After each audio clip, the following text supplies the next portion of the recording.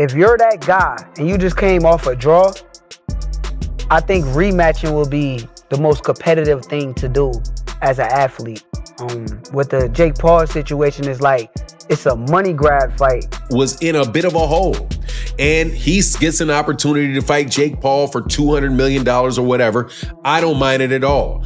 As long as Gervonta Davis comes back to the world of boxing after he gets done with this, hey man, you got your money, no word. And Jake Paul and Gervonta Tank Davis are pushing their limits as the fight draws near.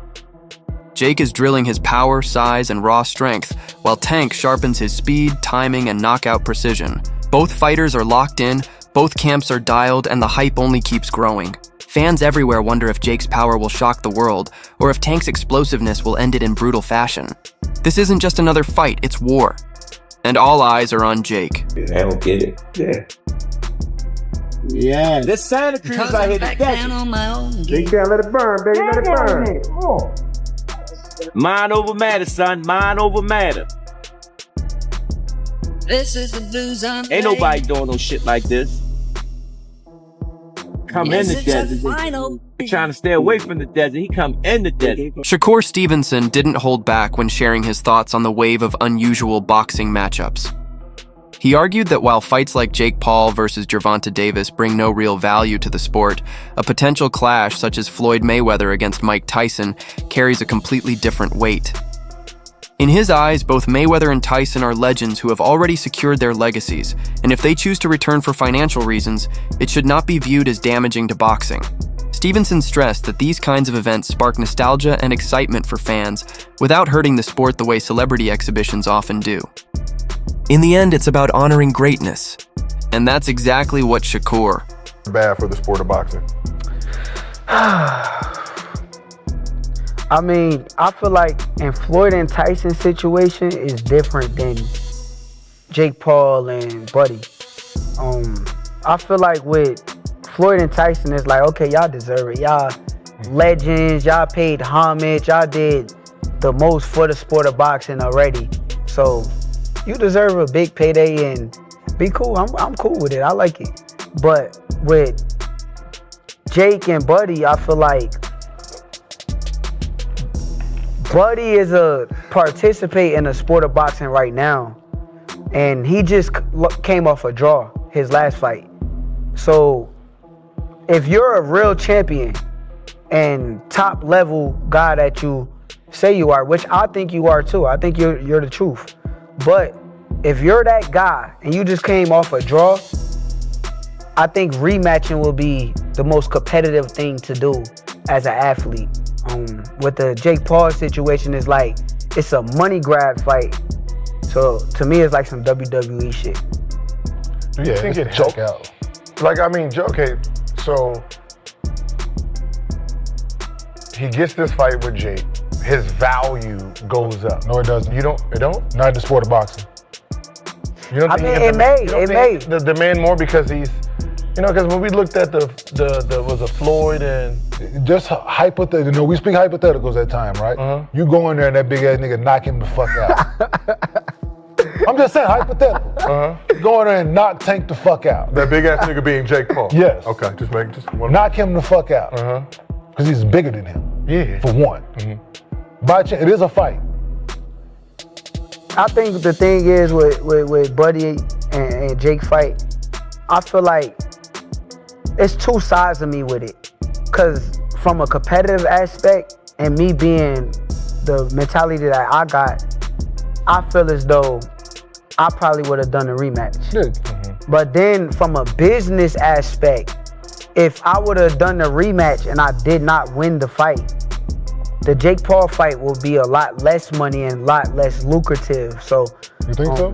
From a business aspect, I understand that anybody that with a business mind probably would have took that fight for as much money as it was. So I'm a realist. Like, I ain't gonna just bash, bro. UFC President Dana White gave a straight-up reaction when asked about the rumored showdown between Jake Paul and Gervonta Davis. White argued that while the matchup isn't generating massive excitement, it could actually benefit Davis. who has been under scrutiny and losing momentum outside the ring. Jake Paul made his move with a financial offer at just the right moment, giving Davis a chance for exposure and earnings when he needed them most. White even went further, surprising many by suggesting Jake Paul could realistically beat Davis, not because of superior boxing technique, but because of his physical gifts. Paul holds clear advantages in size, strength, and reach, while Davis, though dangerous, is used to battling smaller men. For White, this fight isn't really about pure boxing skills, but about whether Davis can withstand the overwhelming natural tools that Paul brings into the ring. Jake Paul to beat Gervonta Davis. This is not a fight that I'm excited for at all. I would rather have Gervonta Davis fighting in a real boxing match against the likes of Lamont Roach, Shakur Stevenson, Keyshawn Davis, Emmanuel Navarrete, anybody that is in the 135-pound division and around. That's why I want to see Gervonta Davis fight. However, we live in a world where everybody is trying to do things as big as possible.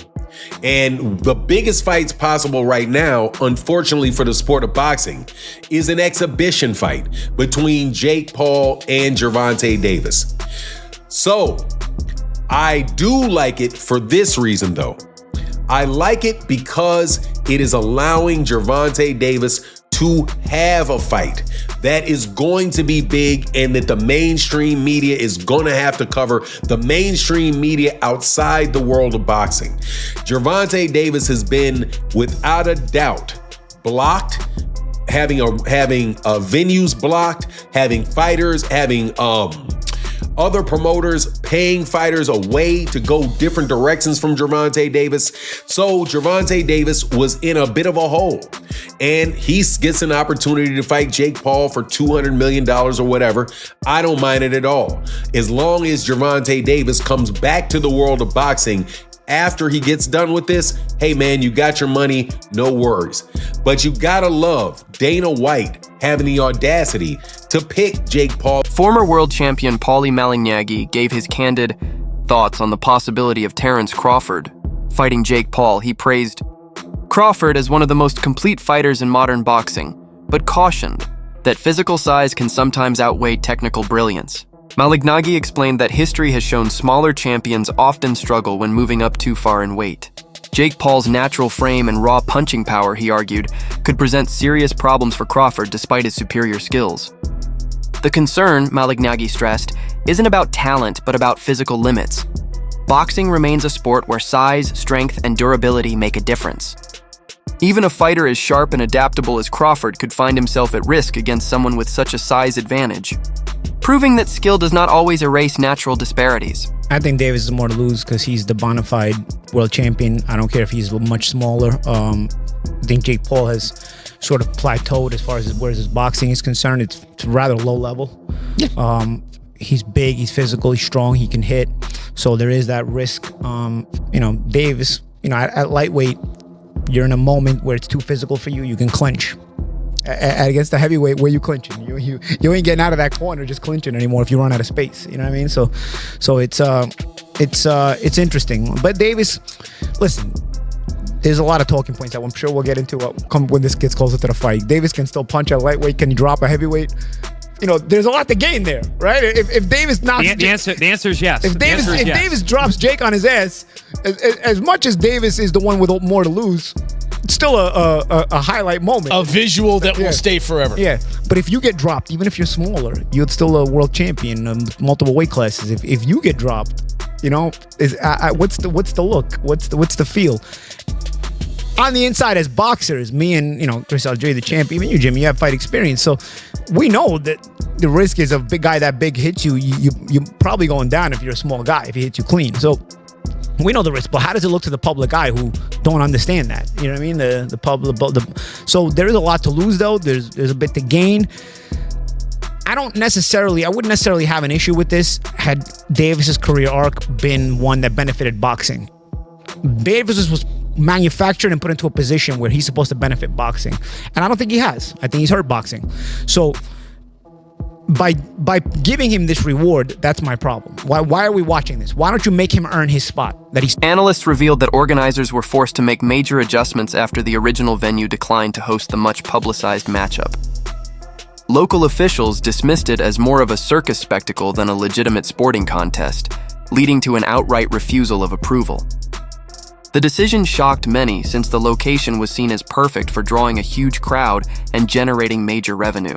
Rather than delaying or canceling the fight, promoters scrambled to secure an alternative site. Within days, they found a new venue ready to host, ensuring the event would continue. Still, the abrupt change fueled criticism about the fight's credibility. Detractors argued that if such a prestigious arena rejected it, the matchup itself might lack sporting value. Many now see the clash as being driven more by entertainment and money than true competition. The sudden relocation has become a controversy of its own, with critics suggesting the venue switch highlights the wider debate about whether crossover fights belong in boxing at all.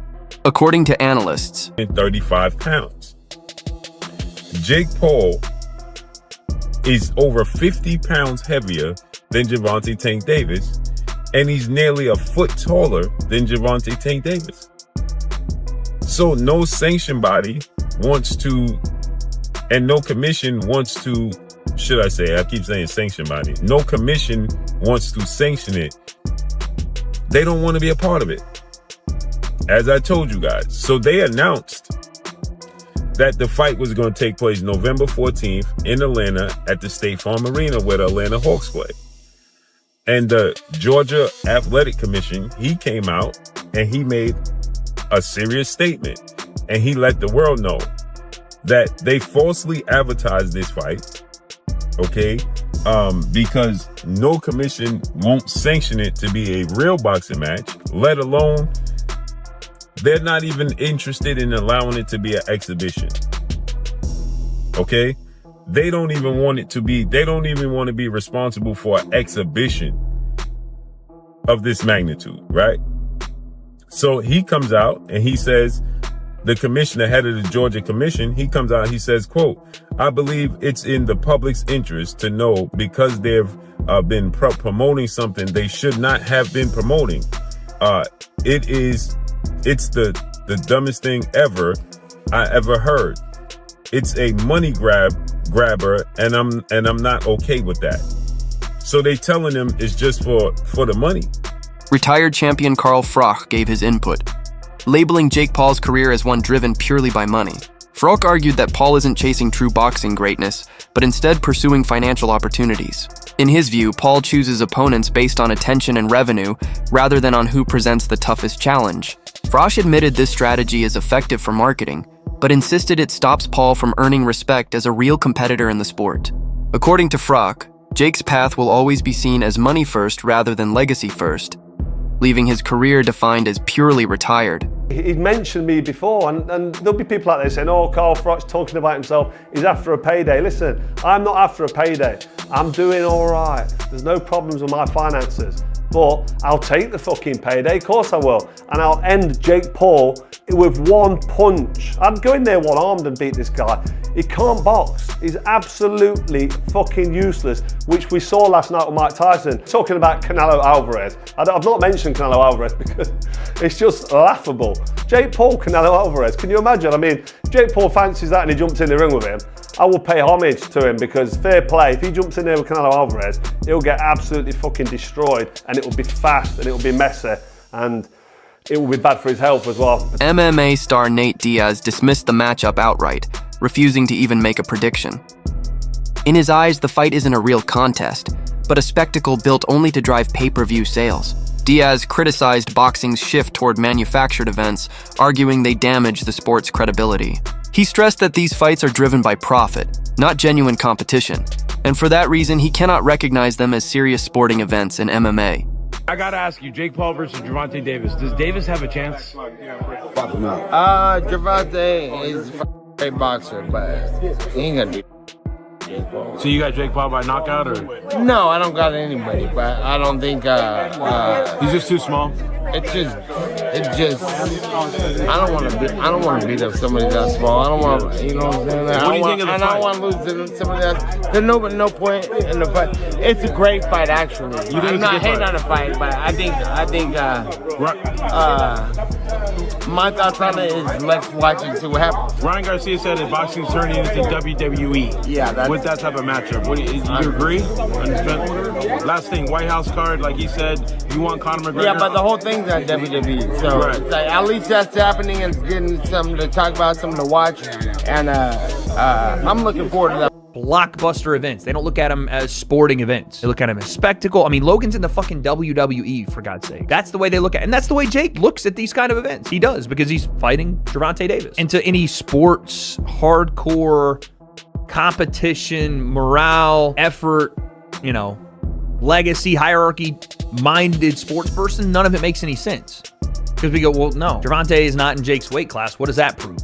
We do sport to prove who's better at sport, not with inherent advantages or disadvantages or XYZ. Logan, and I guess Jake for that matter, look at these like, we want to get the most eyes possible regardless of what people say. We, and I think that Logan and Jake both believe this, because of the disadvantages we came into the sport with, if we are to do better than people expected, or if we're able to win or knock someone out, then we're better, which is not true, because there's massive disadvantages on the other end. I would say that outweigh the disadvantages on their end, at least Jake's end. The way they market these things and act like if I beat Gervonta, I'm better, or if Logan was like, I beat Floyd and I'm the best boxer in the world, when Floyd wasn't the best boxer when Logan fought him, and also it was a 60-pound weight difference. Like, the way they categorize and narrative shape around it,